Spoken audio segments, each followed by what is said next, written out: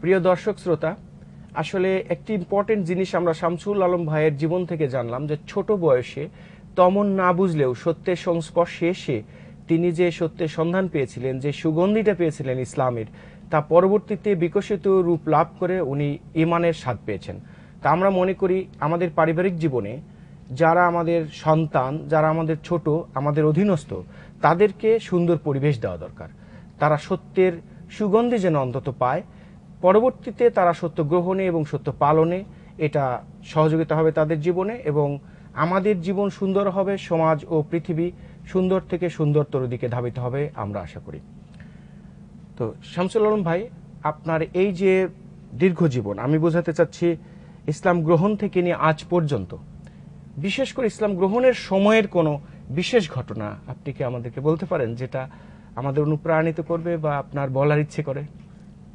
হ্যাঁ, ইনশাল্লাহ ইচ্ছা করে। আমার তো ঘটনা অনেকই আছে, সব ঘটনা বলাও এখন সময়ের অভাব, মানে এত সময় সময় পেলে পরে জানবো। এখন একটা ঘটনা আমি বলতে চাচ্ছি। যখন ওই যে 16 বছর বয়সে যখন আমি হাজী সাহেবের বাড়িতে কাজ করেছি, সেই সময় আমি তো হিন্দু ছিলাম, কালেমা পড়ি নেই। তখন তো হাজী সাহেবের বাড়িতে কাজ করছি, আর আমার হাজী সাহেবের বাড়ির নিকটে আমার মামির বাসা ছিল। এই মামির বাসাতে হাজী সাহেব আমার জন্য খাবারের চাউল যা দরকার মাসে, সেই খরচটা সেখানে দিত।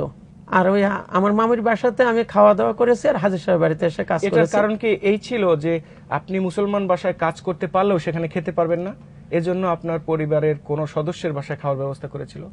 জি, আমার হিন্দু তখন তো কালেমা পড়ি নেই, আর ওরা তো জানেও না যে আমি কালেমা পড়বো কি না করব। তারপরে যখন হাজী সাহেবের বাড়িতে আমি যদি খাই, তাহলে ওদের ধর্মের প্রতি একটা আঘাত আসে, যে মুসলমানের বাড়িতে খায়, আবার আমার বাড়িতেও খায়, ওই পাতেও খায়, আবার আমার থালেও খায়, সেই থালে আমরাও খাবো, মানে আমাদের ধর্মের প্রতি একটা ঘৃণার সৃষ্টি হয়। সেই কারণে একদিন ওই আমার মামির বাসায় ঠাকুরদেরকে যখন দাওয়াত করলো, ও তো 20-25 জন ঠাকুর আসছিল এলাকার ভিতর থেকে, বেশ বড় বড় ঠাকুর যারা পূজা করে তাদেরকে নিয়ে দাওয়াত দিল। দাওয়াতের ভিতরে ওই সময় আমিও খেতে বসলাম। একটা দুঃখজনক ঘটনা হচ্ছে যে আমি খেতে বসলাম, আমার মামি আসছিল একটু মানে অন্য টাইপের, মানে মুসলমানের খুব একটা দেখতে পারতো না ভালো।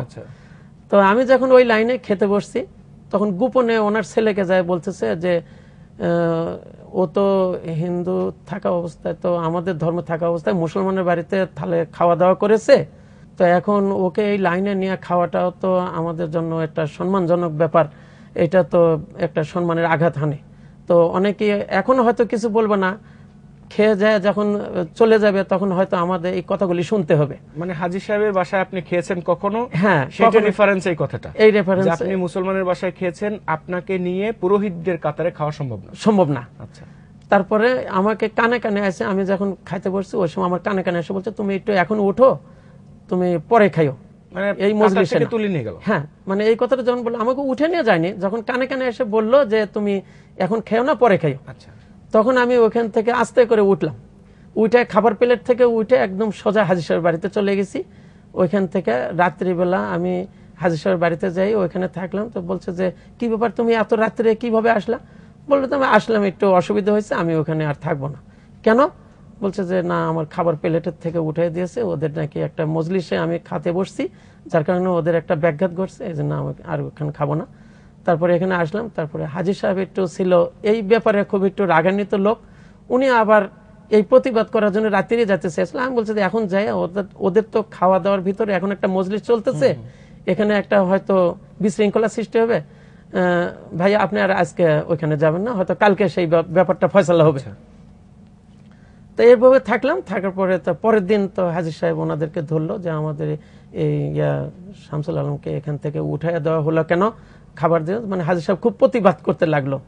তারপরে ওরা তো খুব ভয় পেয়ে গেল যে ঠিক আছে, কালকের থেকে আর ওখানে খাবে না, আমার ওখানেই খাবে, এই ব্যাপারে যা ওর জন্য যা করার দরকার আমরাই করব। আচ্ছা, এই ঘটনাটা আপনার জীবনের। জি।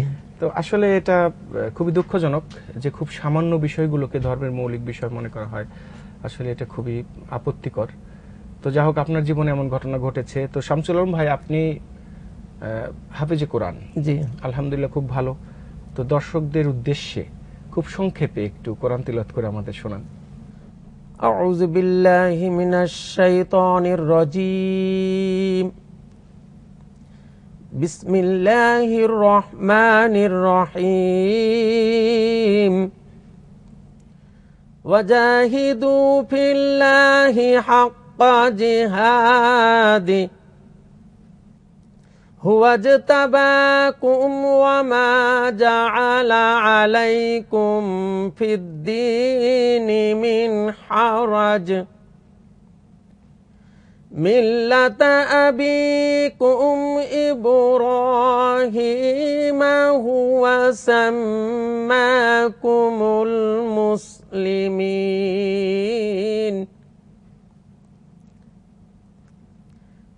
মিন ক্বাবলু ওয়া ফি হাযা লিয়াকুনার রাসূলু শাহীদান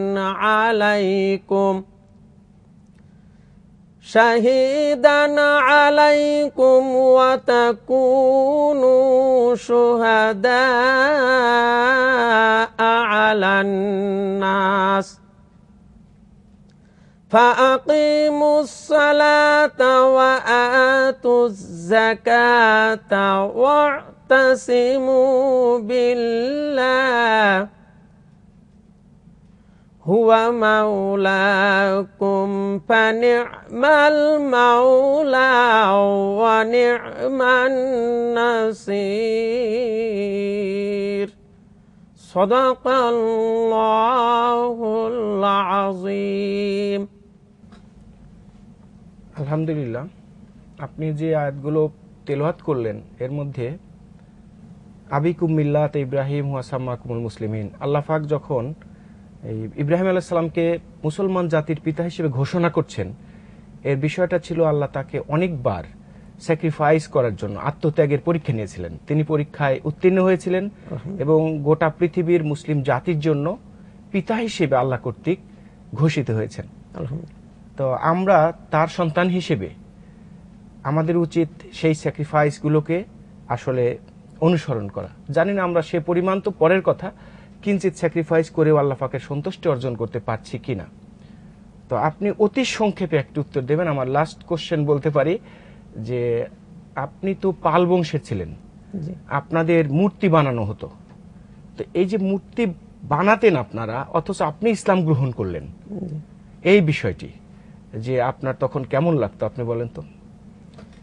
মূর্তি বানাইছি আমরা, হয়তো পাল বংশ ছিলাম, মূর্তি বানাইছি, এটা আমাদের ধর্মে যেটা বলতো যে ধর্মের একটা আকর্ষণ, মূর্তি বানানোটা এটা আমাদের একটা হয়তো ব্যবসা বা নিশা, কিন্তু এটা যে ভবিষ্যতে আমাদেরকে কোনো কাজে লাগবে এই জিনিসটা আমি তখন মনের প্রাণে বিশ্বাসও করি নাই। হয়তো অনেকে নিশার কারণে করে, ব্যবসার খাতিরে করে, আমি ঠিক সেইভাবেই সেই কাজটা করে গেছি, কিন্তু সেটা মনে প্রাণে আমি কোনো সময় বিশ্বাস করিনি। বিশ্বাস করেন নাই কেন? তৈরি তো করেছেন। তৈরি করেছি, বিশ্বাস করি নাই।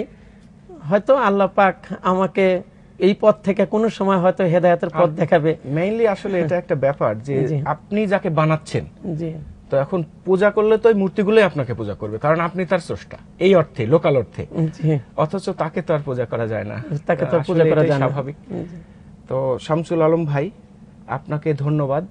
সময়ের স্বল্পতা এবং আমাদের প্রোগ্রাম এখানেই শেষ করতে হচ্ছে। আপনি অনেক কষ্ট করে এসেছেন, এজন্য আপনাকে পুনঃ ধন্যবাদ জানাই। আলহামদুলিল্লাহ, আপনাকেও ধন্যবাদ। আমি আরো ধন্যবাদ জানাই ইসলামী টিভি কর্তৃপক্ষকে এবং ইসলামী টিভির আয়োজনে যারা আছে তাদেরকে আমি ইসলামী টিভির দীর্ঘজীবী এবং দীর্ঘ আয়ু কামনা করি। আপনাদেরকে সবাইকে ধন্যবাদ। প্রিয় দর্শক শ্রোতা, আমরা অনুষ্ঠানের শেষ পর্যায়ে চলে এসেছি। এ পর্যায়ে আপনাদের কাছে নিয়মিত একটি অনুরোধ, আর তা হলো আপনাদের আশেপাশে যদি কোনো নমুসলিম থেকে থাকে তবে আমাদের সাথে তার সম্বন্ধে যোগাযোগ করবেন নিম্ন ঠিকানায়। নমুসলিমদের মুসলমান হওয়ার কাহিনী, Islamic TV, 34/1 Paribagh, Bangla motor, Dhaka 1000। Phone 01-712-596173। প্রিয় দর্শক শ্রোতা, আলহামদুলিল্লাহ, আপনারা টেলিভিশন সেটের সামনে আমাদের প্রোগ্রাম অনেকক্ষণ যাবৎ উপলব্ধি করেছেন, উপভোগ করেছেন। আমাদের সাথে আপনাদের যে অন্তরের সেতু বন্ধন, তা আল্লাহ পাকের মেহেরবানির একটি অংশ। আশা করি এটা উত্তরোত্তর বৃদ্ধি পাবে। আপনারা যেখানে আছেন, যে অবস্থায় আছেন, ভালো থাকুন, সুস্থ থাকুন এবং দেশ ও জাতির কল্যাণে নিয়োজিত থাকুন। আসসালামু আলাইকুম ওয়া রাহমাতুল্লাহ।